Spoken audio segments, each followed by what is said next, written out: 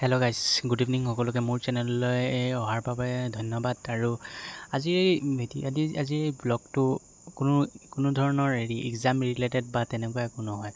Just first time try কৰিছোঁ YouTube, সেইকাৰণে কিবা এটা ভিডিঅ' এটা বনাওঁ। মোৰ প্ৰথমতে মোৰ পৰিচয়টো দি লওঁ। মোৰ নামটো হ'ল ৰাহুল দাস, ঘৰ ডিব্ৰুগড়, আৰু মই কম্পিটিটিভ এক্সামৰ কাৰণে পঢ়ি আছোঁ।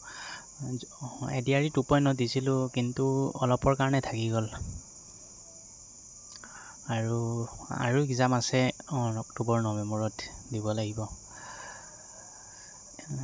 চেনেলটো বনোৱাৰ মোৰ বিশেষ একো কাৰণ নাই যে ইউটিউবাৰ বনিম বা তেনেকুৱা একো কাৰণ নাই।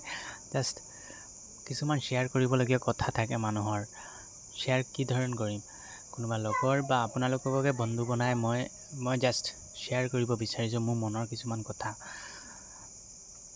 তো আশা কৰিছোঁ মোৰ চেনেলটো ছাবস্ক্ৰাইব কৰি মোৰ লগত জড়িত হৈ থাকিব আপোনালোক। আৰু কেইদিনমান আৰু আপোনালোকৰ কাৰণে মই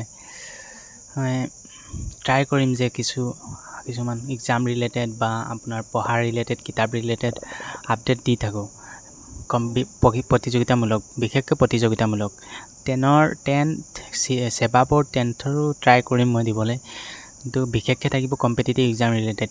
গভৰ্ণমেণ্ট এক্সাম, ষ্টেট গভৰ্ণমেণ্ট হওক বা চেণ্ট্ৰেলৰ হওক, তেনেকৈ দিবলৈ মই চেষ্টা কৰিম। আপোনালোকো মোৰ লগত জড়িত হৈ থাকিব, সেইটোৱে আশা কৰিছোঁ। মোৰ আৰু কিছুমান কথা আছে, সেইবোৰ আগলৈ কৈ থাকিম মই। এতিয়া বৰ্তমান সেইখিনিতে কেইটামান কথা কওঁ মই। মানে চেনেলটো বনোৱাৰ মোৰ একো বিশেষ কাৰণ নাই যে কেনেকৈ কিতাপ দেখুৱাম, কিমানখিনি পঢ়োঁ বা এনেকৈ কি কৰোঁ, সেইবোৰ মানে মোৰ একো মটিভ নাই। বা চেনেলটো গ্ৰ' কৰিম, ইউটিউবাৰ বনিম, তেনেকুৱা একো কাৰণ নাই।